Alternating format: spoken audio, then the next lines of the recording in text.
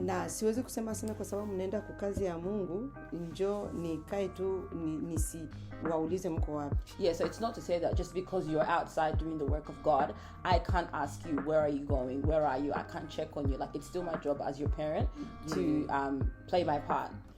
Sana muio ilisimamishwa, sana muio ilisimamishwa. Hi guys, welcome back. Welcome to Omari's channel. Yay! Okay. Again. The Omari Sisters channel. Omari Sisters. Sitabibesa mumu sema tu. Okay. Hi guys, welcome to Omari Sisters channel. Hi. Hi guys. Oh, jokes. Hi guys. Hi guys. Hi guys. No, wakusema. Na mimi napacha kusema. Oh, that's good. Kisha nikale kimya. Yeah. 1 2 3. Hi guys. Welcome back to our channel. Start again, Mom. 1 2 3. What? Hi guys, we're the Omari Sisters. My name is Jemima. My name is Miriam Omari. Thank you so much for tuning in again today. As you can see, we've got a special guest here with us. Can we get a drum roll? Where we are right now? Can we get a drum roll? Before we go ahead and introduce her, please don't forget to like, share, and subscribe. And also follow us on our socials. We will be putting them on the screen. Thank you so much and enjoy the video. Okay, guys, so as you can see, today we've got an amazing guest, none other than our mother. Our mother, yeah! It's been a long time coming, guys. So you want to tune in on this video because she's got a lot to say today. So for those of you who have watched our previous videos, we talked a little bit about how we started singing, and we mentioned that our mom has played such a pivotal role in our journey. Just to recap on that, our mom was our Sunday school and choir coordinator back in Malawi where we lived. And so she's been singing basically her whole life.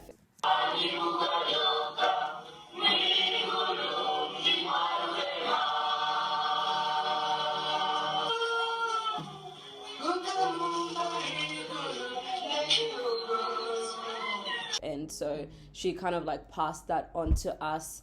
She really, really inspired us in so many ways just by being herself. She's such a God-fearing woman. She's, you know, a pastor's wife. She's a mother to so many people. She has been such a rock and such a figure in our lives. And so we wanted to bring her on here just to share her perspective on this whole journey that we're on. And we do hope that you gain something from this. Even for the parents watching, we pray that you'll be encouraged by what she shares today. For those that are watching, just a disclaimer, she'll be speaking in Swahili. So Swahili is the language that we speak, and she's more comfortable speaking in Swahili. And so I'll be translating. For all the Swahili police out there, please don't come for me, yeah? So, Mum, we've got a few questions for you. But before we go any further into asking those questions, I think it's best that you introduce yourself to the people. Tell them who you are. You don't have to tell them your age, because, you know. No tell them how many kids. Tell them how many kids you have. Tell them your favorite child. Tell them your favorite child is Miriam, and end the story there. Okay, asante sana. Thank you so much. Nafurahi sana kuwa hapa kwa Omari Sisters channel. I'm so happy to be here on the Omari Sisters channel. Nafurahi kuwa mbele yenu. I'm happy to be in front of you. Sizoe kusema mbele ya kamera. I'm not used to being in front of the camera. Yeah, but nitajikaza kwa sababu walitaka nikuje, naona tu sawa. But I'll try my best because they wanted me to be here. Niko mama wa watoto 6. I'm a mother of 6 children. Na 5 grandchildren. And 5 grandkids. Yeah. So as we've mentioned to the viewers, back in Malawi, every other day we were at church. We just remember always being at church and...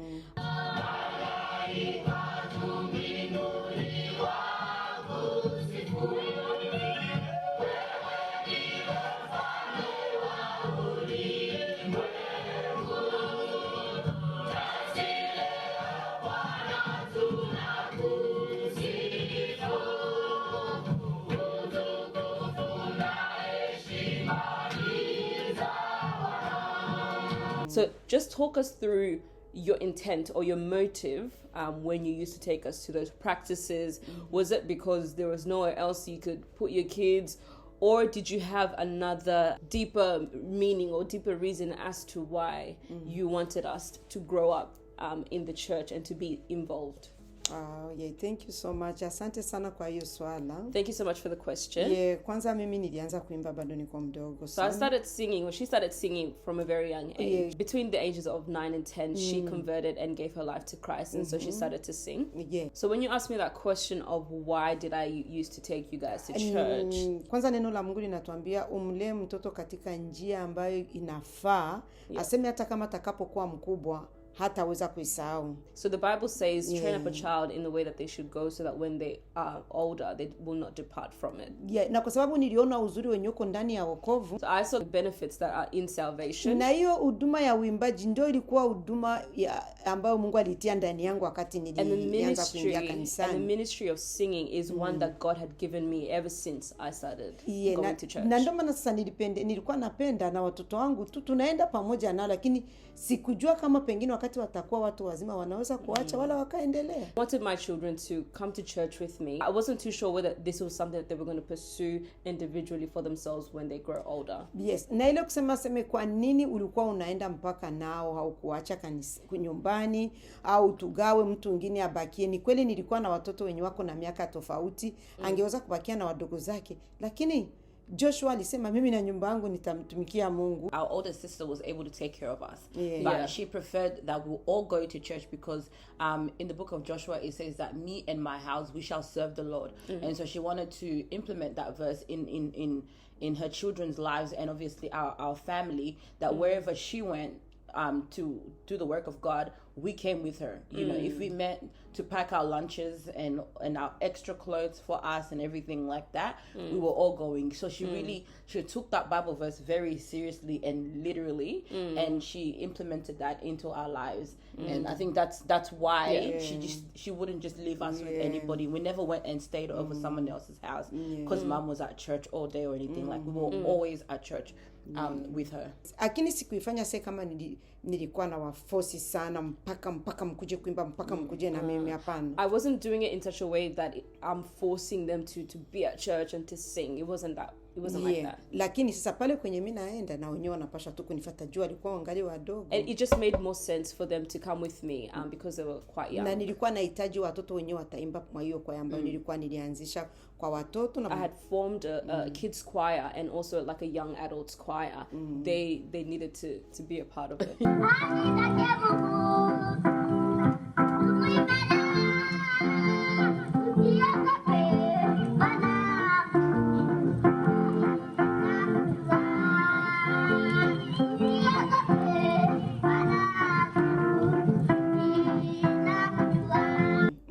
Like ulikuwa tumaini yako ya kutupeleka kukanisa, hapana tu kurepetisha, lakini kukanisa na kufanya kazi ya Mungu. Kitu kinyo naona kama vile ni kizuri, something that you see is good, hauwezi kosa kukiambia mwingine. You wouldn't not tell someone else about it. Wakati watakuwa wakubwa, pengine niliwaza hivyo, and I thought maybe when they're older, sasa karama zitajigawa. They will find their place. They will find where God has called them. Mwenye ataimba tabakia naimba. There's some that may continue singing. Mwenye ataenda kuvingine aende kuvingine. There's some that might go into another field. Lakini mkazi ya Mungu. But within the work of God. I think not only did you just take us to church for the sake of, but I think what was important, when I look back, is just you teaching us about God and how to fear God and actually how to have a genuine relationship with God, because that was what made me, from what I remember, go even when you didn't tell me to go. Do you know what I mean? Yes. Because I had that relationship with God and I was like, I know God for myself, even at the young age. I think there was a time where she didn't even have to tell us, hey, we have practice today, we have prayers, or we have, you know, it just became a thing of, I want to go. And so I thank you for doing that, because not only did you just take us there and introduce us to something that now means so much to us, but you introduce us to God, and I think that's the most important thing. So kwa sababu hata wakati ule unajua tulikuwa tunaimba, during those times we were singing, tulikuwa tunafanya maombi ya watoto, prayers with the children, na tunajifunza Biblia and Bible study. Unakutana sasa, wakati nilikuwa nataka nifundishe na watoto wengine. I wanted to teach other kids sasa as well. Nitafundisha watoto wengine na watoto wangu wabaki So how can I nyuma. teach other kids Sasa, and not teach my ile own? wito wa kufundisha watu wengine, nilitaka nijitoe kufanya kazi ya Mungu kwa ajili ya watoto, niwafundishe maneno ya Mungu. That call of wanting to teach children about the word of God. Sasa na watoto wangu nao watakulia huko. I wanted my children to also be a part of that. Yeah. So you wanted to start at home before you go out. Nje. Okay. You mentioned that you took us to church and to practices and all of that, knowing that one day we'll make a decision of whether or not we want to be in church, or we want to sing, or we want to be a part of all of this, or choose something else. And when you saw that singing is something that we have decided to do, or something that God has called us to do, as our mom, what was your prayer? My prayer was just to God to help you to go ahead. Kuendelea ile karama ambayo imo ndani yenu kusudi. My prayer was that gift that is within to grow, establish mioyo yenu kabisa, to be established in your heart. When you first see that, yes, you were proud, you were happy, but what were some things that were going through your mind in the background? Okay, what were your concerns? You know, how far are they going to go? Are they going to stay doing Christian music, or are they just going to go and sing everywhere and anywhere? You know, because that's basically something that you planted in us in a way. And so now it's coming out. Did you have any worry, like any fears that maybe we're going to go far from God because of music? Or were you glad that we're in music and it's bringing us closer to God? I was not worried anything about you, because nilijua nimewalea katika uimbaji, watumishi wa Mungu. I knew that I had brought you up in this ministry of singing. Mimi nilijua na nyinyi ni watumishi wa Mungu. And I knew that you guys were servants of God, more especially in the area of singing. Mlikuwa mnaimba, and even when you guys were singing, siwezi kusema sasa nilikuwa nasema I'm very proud. It's not even I wouldn't even say I was saying I'm so proud. Isipokuwa tu ninamshukuru Mungu kwa sababu mmefanya chenye mnapaswa kufanya. If anything, I was just thankful to God because you guys were doing what you were supposed to be kwa sababu doing. Ninafurahi kwa sababu naona wanaendelea exercise ile gift ambayo Mungu alitia ndani yao. I'm happy because I see that they're exercising that gift that God has planted within them. Hiyo ninaweza hata kujenga moyo hata watoto wengine wenyewe wananijua. Even I would even like to encourage some of my Sunday school kids that know me. Najua leo upako wenye wako mu 30s. I know some of you guys are in your 30s now.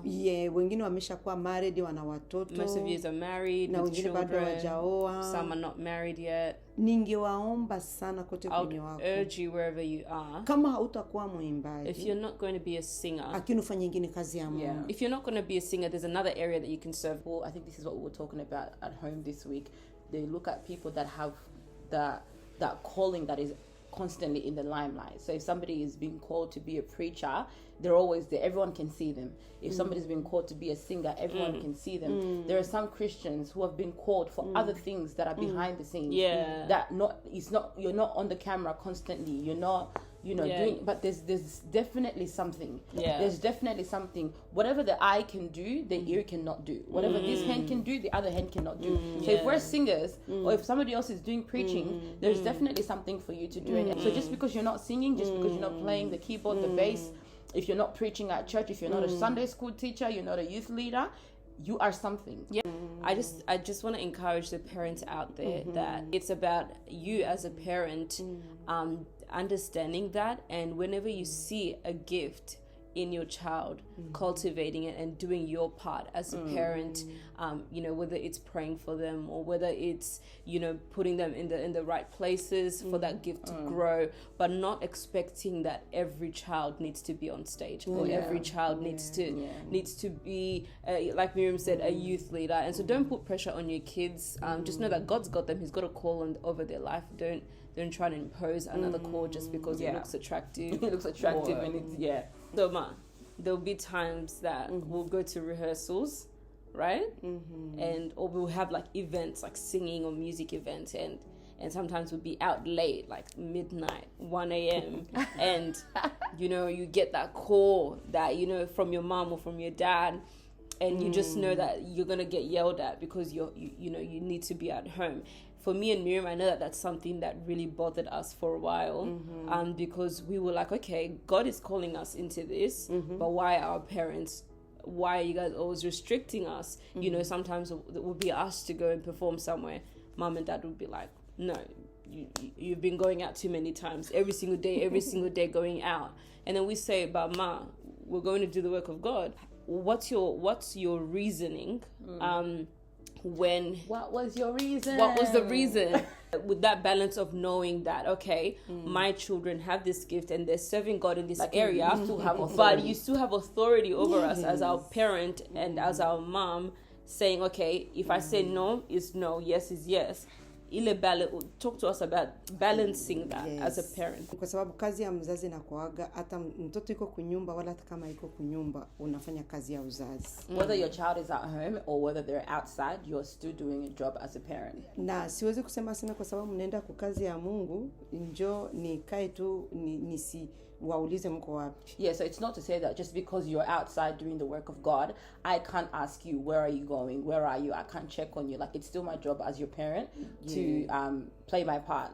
Kwa sababu ninajua kuna wengi wameumia wako mkazi za Mungu. I know that there's a lot of people that have gone through hurt, you know, whilst doing the work of God. Yeah. Yes, ndio maana kama tani kiona mnakawia lazima nitauliza mnafika wapi. Yeah, that's why sometimes if I see that you guys went out for a rehearsal or you went out to perform somewhere and then I see that you've been gone for too long, I will call you and say, where are you? Yeah. Well, how far are you? Why aren't you home?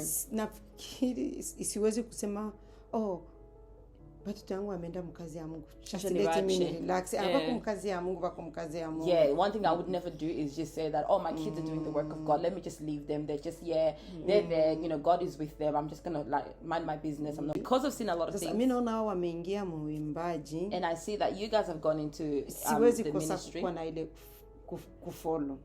Kufuatilia. I have to follow up. I have to be involved. Kwa sababu ningali tu leader wao munjia ya wimbo. Because no matter what happens, no matter who comes to manage you, no matter who invites you where, I am still your leader. I still have authority. Hata kama siko mwele group yenye mko yo kwenye mumeenda. Even though I'm not a part of that particular group that you are in or where you've gone to perform. Lakini najua kama niko part of you. I am still part of the Omari sisters. Nikaweza kuchunguza mumeenda wapi. I can ask where you're going. Ni watu wangapi mnaimba nao? How many people are you going to be singing with? Uimbaji uko naenda namna gani? How is it going with the rehearsals? Matatizo gani hapo? Is there any issues that you've realized in the team that you are with? Na ninatoa mashauri. And then I can encourage you or advise you in whatever na nikisema area. Mnafika wapi? Nafikiri mara nyingi nilikuwa nasema hiyo mnakwazika. A lot of the times would be at an event, we've been asked to go and sing, and mom would call and be like, where are you? Where are you? I think with that question of when the kids go and minister,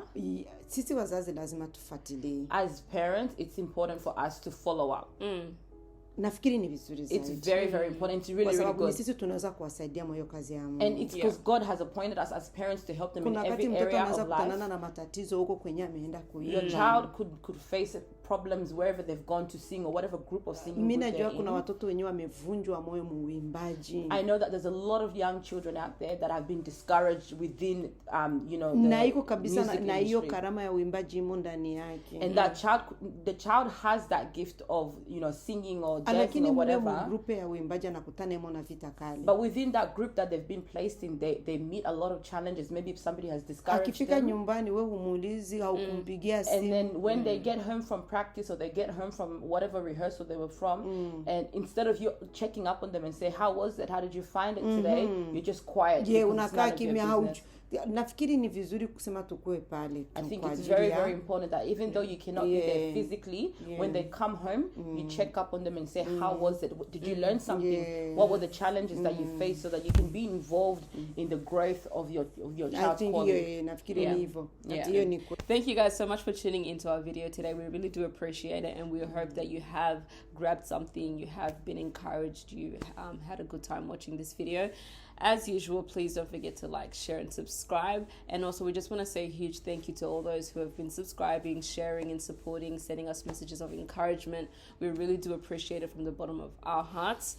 Thank you to Mom as well for taking up your time to be in our video today. And if you guys want to see more of Mom, comment down below and we'll try and grab her to do more videos. Mfalme wa Babeli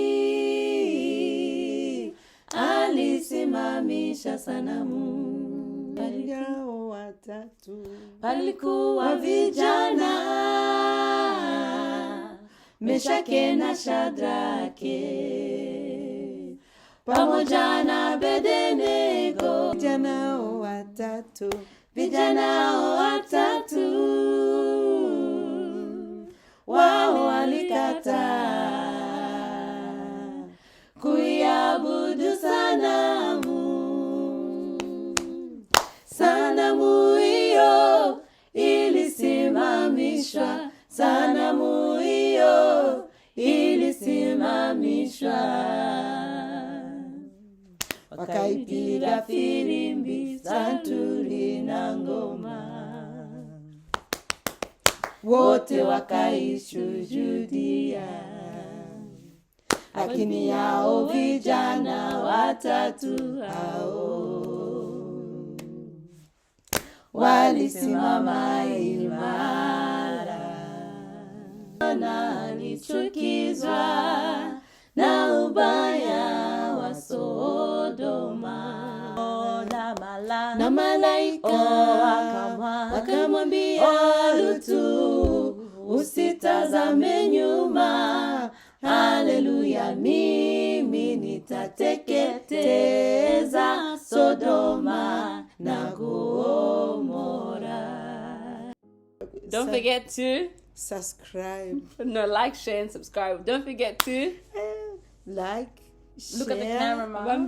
Okay, like and share and subscribe. And also to follow us where on Omari's Sisters. No, Instagram.